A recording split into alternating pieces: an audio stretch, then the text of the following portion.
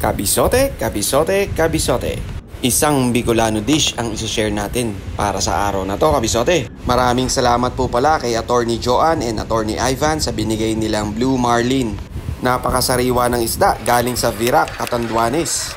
Hiwain muna natin yung mga aromatikong pampalasa na ilalagay natin. Luya, sibuyas, kamatis. Kapag nabiyahe kami ng Bicol, meron kaming stopover na kinakainan. Ganito yung ulam na ino-order namin palagi. Ayan, pagsamasamahin mo lang yan sa isang kawali at lagyan mo na ng hugas bigas. Ito yung tubig ng pangalawang hugas ng bigas. Tapos, timplahan mo na lang ng patis at paminta.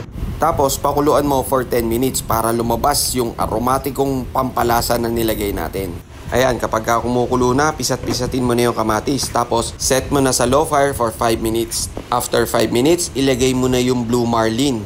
Kahit anong isda, pwede mong ilagay dyan, kabisote, ikaw nang bahala. Lutuin mo lang ng 3 minutes. Kapag nagputi na yung isda, ibig sabihin, luto na yan. Ilagay mo na yung talbos ng kamote at siling panigang. Tapos, lutuin mo lang yung talbos for 30 seconds. At final touch, ilagay mo na yung kalamansi. Ayan, kabisote, ayos na yung kusidong isda natin. Kung nagustuhan mo at nakatulong sa inyo ang video na to, paki-follow, like, and share mo na rin para makatulong din sa iba ang mga simpleng recipe ni Kabisote. Maraming salamat, Kabisote! Oh, ano pang hinihintay mo, Kabisote? Tara, kakain na!